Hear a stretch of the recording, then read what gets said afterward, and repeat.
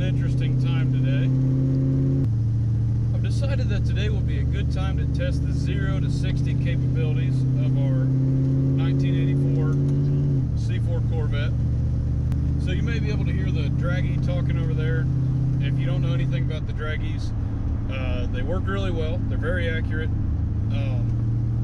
1320 Video is always advertising them on their Instagram and such, and they've been put to the test, and they definitely are accurate. So I'm going to trust it to be, you know, it might not be down to the exact second decimal place of your 0 to 60 time or your quarter mile time, whatever, but it'll give you a really good idea without having to go to the track, which is really all we're looking for here. So after some quick research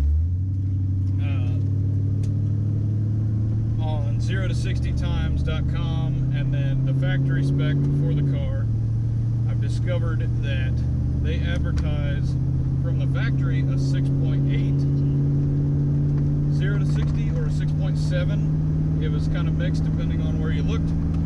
And then 0 to 60 dragtimes.com, whatever, I forget what they are, but good quality source of information there. They advertise 6.6, I believe. And so we're going to put that to the test here today. Obviously, this is the LS swapped version, the 6-liter.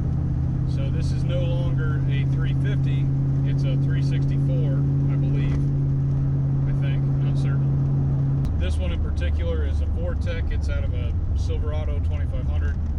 There's nothing major done to this LS. It does have a larger throttle body, which I know does bump the horsepower up somewhat, and it does have a full dual 3-inch exhaust, and so that helps it breathe a little bit too. The whole goal today is to see, was it worth it to swap to the LS? Did I actually get a boost in power? And if we did get a boost in power, was it significant enough at least to notice a big 0 to 60 change? So that's the goal of today. We are going to find out. Get her nice and warm here. That is the goal. So we'll probably do a couple runs with the draggy just to make sure we got a couple data points we can use and get the average of it, and we'll go from there. Let us see what it is that she can do. Here we go.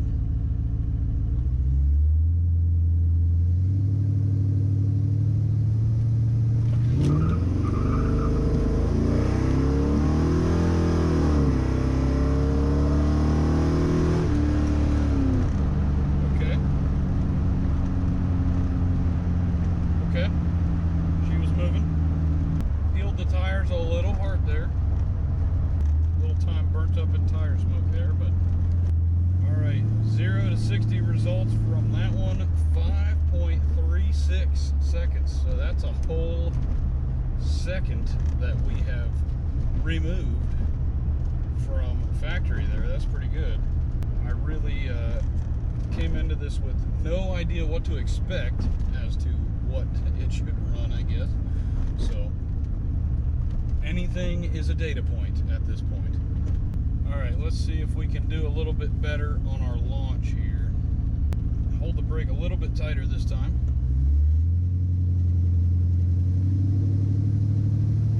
Quite launches hard. That's a little better.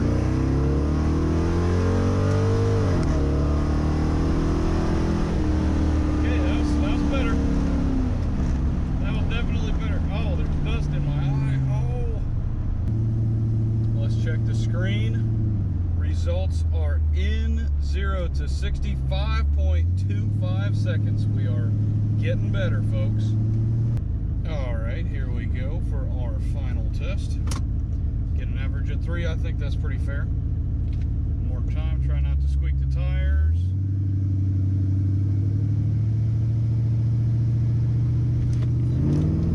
There we go.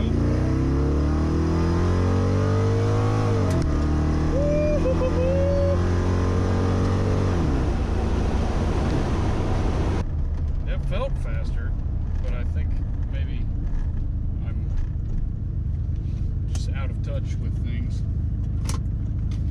like we were traveling to space on that one. All right, so the last one, I forget, it was a 520 something. Results are in. We are looking at a 5.05. There we go. 5.05. We cut almost a quarter of a second off of that, so I'm thinking that we might actually be nowhere near what the capabilities are. I just might suck as a driver. That might be the issue. The fact that we cut a whole quarter second off, I mean, from one to the next is something. And I also let it rev out a little bit longer because I'm using this Holley screen. My dash is very small. I don't have a lot of my RPM gauge is not very big, and so I've got to really stare at it to see when we're getting close to red line. So that may be the other thing. I may have let it rev out longer, and that kept us, you know, in gear and helped us out. But there you go. I do not think I'm going to get better than a 5.05, but that's a whole 1.7 to 1.8 seconds faster than what the factory spec was, and so that's pretty good. I did not think that just swapping to a factory LS would gain you a whole almost 2 seconds on your 0 to 60, but it does. I think if I hit that right or hit it a little better, or maybe got some new tires on the back, I think a 4 something in the 0 to 60 is very possible. And that's pretty impressive for absolutely zero being done to this motor. Now, one other thing I'll be able to do, I haven't done any kind of horsepower calculations on this yet. I'm just going off what factory numbers have been. So we should be able to take our 0 to 60 and kind of reverse calculate a relatively close horsepower based on our 0 to 60 and weight and everything. I'm sure the future version of me will have done that, and he'll put it right about here, how much horsies we're making. And either wow, that's a lot, or wow, it's not a lot. I don't know, because I'm not the future version of myself yet. All right, I think that's a pretty good test. Let's head on back.